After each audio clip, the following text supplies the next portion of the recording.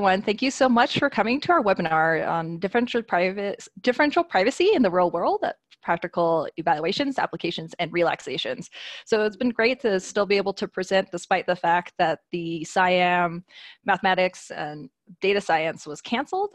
So before we begin into any of the talks, I'm going to do some housekeeping right now. So first, we are recording the session.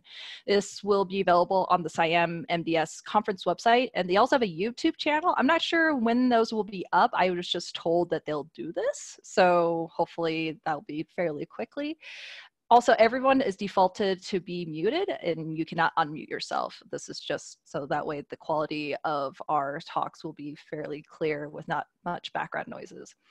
And the general format for this session is each speaker will be given 30 minutes to present and provide Q&A. Mine will be a little bit shorter because I'm just going to be introducing differential privacy to just allow everybody to get a sense and idea of what it is, and then set up for the rest of our panelists who are really awesome speakers.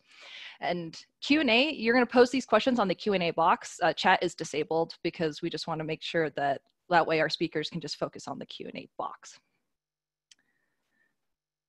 So without further ado, my name is Claire McKay-Bowen. I am the lead data scientist for privacy and data security at the Urban Institute. And my talk is, again, just introducing exactly what is differential privacy and just giving kind of the motivation and leading up to everyone else's talks. So overview is, again, what is data privacy? I like to give this a couple slides on this because some people think that I work on data ethics, which I do not, or I work on some other like hardware aspects, and I don't do that either. And then go into some background as to like what has been done to address some of the issues around what I mean by data privacy. And then go into the methodology, which is like differentially private data synthesis, because this is becoming a more popular topic and possible solution, especially with the 2020 decennial census coming up. And then talk about some of the challenges that are going on in the field, which will help set up for the other speakers who are trying to address these problems. So motivation here. Well, we've had a lot of things going on in the news, and it was actually interesting that the Cambridge Analytica scandal with Facebook happened right before I defended my dissertation on data privacy. And so this kind of scandal brought to light about how should our data be shared, as well as like who should be responsible or even trusted to collect that information. But at the same time, this data is super useful for various kinds of research. For instance, Facebook and Twitter data can be used to identify those who have mental illnesses at early on stages. But then we have other kind of issues about the collection. So this is a New York Times article that happened in that was posted in December 2019. And this is kind of prominent in our minds about how we're going to do contact tracing, because even though it'd be great to do contact tracing, we can identify certain individuals very easily with metadata on our cell phones because we have these great little computers in our pockets. So one of the examples they gave in this New York Times article was that you could tell where people lived and where they work and how they deviated from their patterns. So the example they gave was somebody obviously lived in Redmond and probably worked at Microsoft because he would go from his house to the Microsoft campus. But then one day he deviated and went to the Amazon campus. And then 2 months later, they were able to identify this person and figure out that he switched jobs to work at Amazon. So again, while we could use this data, for instance, for trying to figure out who is socially distancing really well, and again, contact tracing, trying to identify those who have COVID-19 and prevent the spread, who's going to prevent our employers from saying, hey, I noticed you went to Amazon, I'm going to fire you earlier on. So why else should be concerned by privacy? Other than those kind of two examples I gave, there are other ways that people can use data in informal ways. So, right, the example is a little dated, but it's pretty simple to understand. This is from 2013, where even if you were to strip personally identifiable information, like people's names, social security numbers, because some individuals are like, okay, we have these data privacy concerns, so if we just strip those personally identifiable information, that should be fine. But there's just so much data out there available. So instead, you could take like something innocent like voter data, which has your name and address. And I personally don't care if people know if I'm registered as a Democrat or Republican. Maybe some people do, but it does have some other pieces of information that is available, such as your zip and birth date, which can be used to identify you in something more sensitive, such as the Personal Genome Project. It was from Harvard, where they were trying to create a database to advance personalized medicine. And just from this very simple example, people were able to, or the authors here were able to identify 130 people with just using voter data, and they could identify more with another data set. So again, we're going to, well, we can't just shut down all data, we need to share it. As data scientists, we would love to share data and to make it useful for other people. So what's being done? In statistics, we use what was called a non-interactive sanitizer, is one of the terms we use. So instead of just getting direct access to the raw data, which would be fantastic, but we can't trust everybody, you put the raw data into some mechanism that will generate typically a synthetic data set, or a data set that's statistically representative of the original, or at least you try to. So some typical things that people do will, of course, remove personally identifiable information, so PII. Sometimes do top or bottom coding, meaning that instead of reporting if somebody makes over 100,000, you just say it's more than 100,000. Bottom coding is the same thing, but at the lower end, saying that instead of someone making 10,000, you say it would be less than 20. And aggregation, so instead of saying that people are a specific age, you can just say they're from between 40 to 44 or something like that. Now, why we do this is because, so I'm from Idaho, and it would be great to report every single person's income, especially given the COVID-19 crisis and the financial situation. But like I said, we have to aggregate it. So in this case, let's say we aggregate it by county, which seems really great, but it's really hard to quantify how much privacy is actually being preserved without making vast assumptions on how somebody might try to attack the data, what kind of external information they have, or even the fact that, like, are they trying to find a specific person or a group of people? So this is a little tricky. Now, going on to a different type of way to protect our data, which is doing an interactive sanitizer. This is a little more popular in computer science. So instead of trying to release synthetic data, you have some sort of interface with an algorithm that accesses the raw data.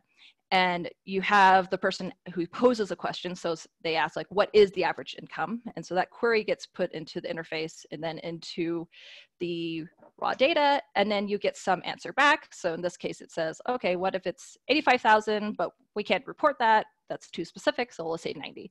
This does seem really great because there is some sort of median between you and the real data, but it's hard because, like, how can you figure out how much noise should be added? Is 5,000 enough? Maybe we needed to add 10,000, or are we adding too much noise? Are we being too conservative of trying to protect that information? Maybe 1,000 would have been enough. So this uncertainty has kind of posed another question of how should you limit the kind of queries that being submitted? Because if you allow somebody to submit as many queries as they want, you can violate someone's privacy. Like, for instance, the follow-up question could be, how much does Claire's income deviate from average? So in 2 questions, my privacy could be easily violated. So this is where differential privacy has come in. And here is the full definition, but given that I'm not a big fan of going through equations, I like to, again, use little figures to help explain this. So the big takeaways with differential privacy is that it tries to address the questions of how much, or trying to quantify how much privacy is being leaked, so the privacy loss. So here it's saying that this epsilon, sometimes people hear it as a privacy budget, is the amount of privacy being used. So if you're going to take away anything, just remember that the more epsilon you give, so the higher value, is you're going to leak more information. So in data privacy, privacy and utility, or the usefulness of the data, oppose one another. You can't have all the utility and all the privacy. That doesn't happen. So they push and pull each other. So if epsilon is very large, that means we're going to get more information about somebody, or just general information from the data, but you have less privacy protection. Whereas if epsilon is very small, that means you get less information, but more privacy. So again, if the big takeaway here, if you want to take anything from differential privacy, it's understanding what this epsilon means in that regard. And so why do I have these little figures here? Well, I'm trying to explain exactly how do we quantify, or how does differential privacy quantify that privacy loss? So let's go through this little example. I'm going to assume that, let's say our data set is everybody who is attending this webinar, and I'm going to safely assume I'm the only one who's from Idaho. And if I were to be specific, I'm the only one from Salmon, Idaho, I'm pretty sure. So this question gets posed to the data, and let's say I'm super embarrassed that, like, I don't want people to know that I'm from Salmon, Idaho. It's named after a fish, so who wants to live there? So this question gets posed to two different data sets, one that has me in it and one that doesn't have me in it. And so the data with me in it says there's one person from Salmon, Idaho, and the data without me says there are 0. And so because, again, an epsilon 1, so it's a smaller value, meaning we're gonna get less information, the reported value is 10. So it's the query says, the response to the query is, there are 10 people who are attending this webinar who are from Salmon, Idaho, which seems very unlikely because there are 4,000 people in the whole town of Salmon, Idaho. It's very remote. So you who get the person who sent this query thinks, okay, well, 10 seems like a lot, but there's still a non-zero probability that somebody's here. So maybe the noise being added is not just 10, maybe it's 9. But what if they have a friend who's like, yeah, Claire's presenting, so I want to cheer her on. So maybe it's the noise being added is 8, or maybe she had some more friends. So there's this uncertainty. This is why we had to add more noise, because we were trying to obscure that truth that there was only one person, me, from Salmon, Idaho. But what if I don't care if people know? I mean, you could go on my website and I say I'm from Salmon, Idaho, and it's named after a fish. And so 10 is a larger number, so we're gonna get more information. And in this case, we get the answer is 1. So now the follow-up question is like, oh, wow, this seems really great, but how does a mechanism satisfy differential privacy? And so just backing up a little bit, some people think that differential privacy is a method or a mechanism. It is not. It's a definition that a mechanism must satisfy. So many mechanisms that satisfy differential privacy use this idea of global sensitivity. And so we're gonna just quickly walk through this as well. So let's do, again, this data with me or data without me. So global sensitivity looks like how robust your query or your statistic is. So the data with me, again, we're going to say how many people are from Idaho. It's 1, and the data without me is 0. So the global sensitivity for this question is actually 1. And it's actually true for any kind of what we call a counting query. So this is really nice, and you could do this for all sorts of queries, such as asking for the mean or standard deviation. Now, the classic mechanism that satisfies differential privacy, which was first posed in the original paper, is the Laplace mechanism. And we're going to walk through that a little bit just to get an idea of how it works. And so it uses the idea, of course, with epsilon, backing up a little bit, using the privacy budget, epsilon, and also the global sensitivity. So here our query is going to be this U of X. So let's just say, like, how many people are from Idaho? Or let's say, what is the median income of the individuals who are in this webinar? And the noise is going to be added. So we have a distribution here of the Laplace distribution where it's centered at 0. So we're going to add either some noise, positive noise, or subtract some of the answer. So let's say our question is, what is the median income in this room? So if that's the case, it's actually fairly robust, because if somebody was present or absent in this webinar, and we're just going to look at how much that's going to change, it's not going to change too much. But when I said global sensitivity, it's any possible person globally that could be in this webinar. So technically, the richest person, last time I checked, is Jeff Bezos. So imagine if he was attending this webinar, and if he was in the data set or outside of it, it wouldn't change too much. So we actually have a lower global sensitivity. So this will actually tighten up our Laplace distribution, meaning we'll add very little noise. So having a higher probability, of adding very little noise to our query. Or we could also say, hey, we don't care about what the median income is. It's not as sensitive in the sense of social context. So we want to have a higher privacy budget. So a larger budget, again, means that we're going to release more information. So we'll also have a Laplace distribution where it has a high probability of adding 0 noise. So vice versa, though, let's say we have a very sensitive question. So for instance, a sensitive one would be, what is the maximum income? And this one's very tricky because there's technically not a cap, but just bear with me. So if Jeff Bezos was in this webinar And if, let's say, he was taken out of the webinar, then the maximum income would change drastically. So we're going to have to add a lot more noise to that query to protect individuals. At the same time, let's say we really don't want people to know too much of information about this query, so we're going to have the privacy budget be a little bit less. So what is the issues with this query-based differential privacy? When it first came out, people were really excited and think like, wow, this is perfect. We are quantifying privacy and we have a mechanism and we can develop more mechanisms. Awesome, what could possibly be wrong? Well, it's really hard still to predict all the questions somebody might ask. So it is a privacy budget. There is a cap. So we can think about the fact that after you pose so many questions, let's say like our privacy budget is going to be 10, and then you pose so many, and once 10 is exhausted, then you would shut down the data set, theoretically. But that's not satisfactory at all, and people would be outraged because they're like, the data exists, we should have access to it. Also, it doesn't produce a data set. So for a lot of people, data users, they like to see the data before they are able to pose what kind of questions they want to ask.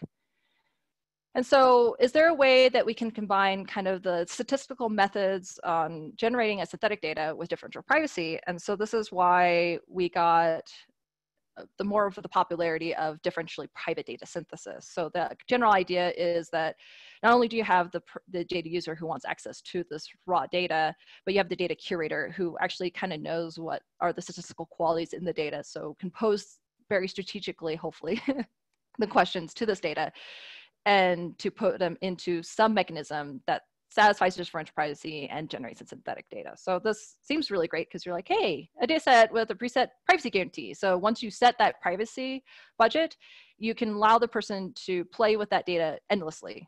So that seems really ideal.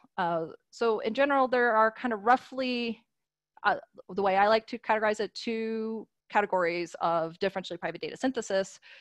So one way is doing a non-parametric approach, so kind of an empirical way of generating the data. So just bear with me. Imagine we have this kind of data where we have income along the x-axis and just looking at the frequency of individuals in each income bracket.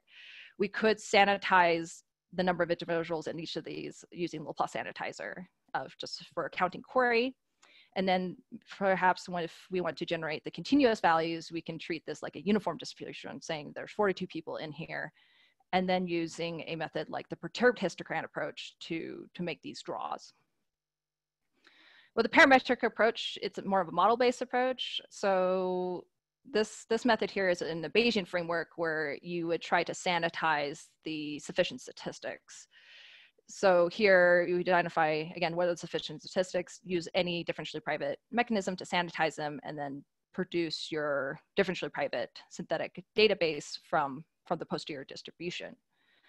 So this seems also great. We addressed some of the issues that we heard before. What could also possibly be wrong? Well, non-parametric approaches tend to not preserve the variability of the data very well. There's a few issues with that. And there's some bias issues with sparsity. So you have to imagine that if you were to just naively say, oh, I'm going to look at all the possible combinations of 10 to 20 variables and all their different attribute levels and do what we call a full cross tabulation, or like a full marginal, some people call it like the full histogram, and then you're going to try to sanitize that, but you can get quite a bit of empty cells or observations that are not in certain combinations. So that's going to cause some issues there. With the parametric approach, one, it's model dependent. So you either have to use an external data set to say, okay, what model are we going to use, or use general public knowledge. Otherwise, you have to do a model selection approach. Another thing is, it's really hard to calculate the global sensitivity. So I was kind of being a little cavalier saying like, oh, what about maximum or medium? That's actually very hard to calculate. We're only able, at least in literature, to have found what is the mean, what is the standard deviation, without actually, we have to make assumptions on kind of what the bounds are. And that's the same case for when you're trying to sanitize like something simple like the coefficients of a regression model. So it's really hard. And it's not very scalable because, again, every time you pose a question, you're going to be eating up the privacy budget because you're accessing the data and leaking more information. So if you have a model that has a lot of different queries that it needs to pose, you're going to cut up that privacy budget into smaller and smaller pieces. And again, smaller epsilon means you're going to get less information. So possibly whatever you generate is going to be fairly useless. So some of the challenges that hopefully our panelists or speakers are going to be talking about later in their talks is, one is accessibility. So there is a lot of literature or books on synthetic data generation and some other techniques, but not as much as differential privacy. There are more, but it's still not as easy for somebody who's brand new to the field to come in. And so there are some people who are trying to do this. So I wrote this follow-up article or blog to one of the questions that was posed in the New York Times article from February of this year on whether or not census will be erasing rural America. And this hits home for me because, again, I'm from a rural area of the US. And so trying to explain why it's really hard for the US Census to protect those individuals. At the same time, it's nice that just this year, the OpenDP is coming out. So they're trying to bring out some technology, some open source software specifically to make it more accessible for differential privacy, but it's still slow going. It's nice that they're partnering up with Microsoft, so they'll be able to speed that up a little bit more. And another challenge is that there's not enough use cases. A lot of the work has been very theoretical or very focused on large data sets. So another census product was called On the Map. So it was on commuter data for millions of different commuters from, I believe it was from different census tracts going to another census tract. But a lot of people just really want to know, like, what do I do with just a very simple data set or one that's much smaller? And so we need some more of these use cases so it's more accessible for people to practice differential privacy, as well as like figure out what is the utility of it. So there hasn't been as much consensus on how to evaluate that quality of the data that we produce. So ideally, like for instance, because we have this COVID-19 issues, it'd be nice to try to get a more sense of how we can get useful information from each of the states. But since we don't have much use cases, sometimes you just kind of get something useless like this. So that's not ideal at all. So that's just a quick summary of differential privacy, some of the issues that we see and the challenges that we encounter. So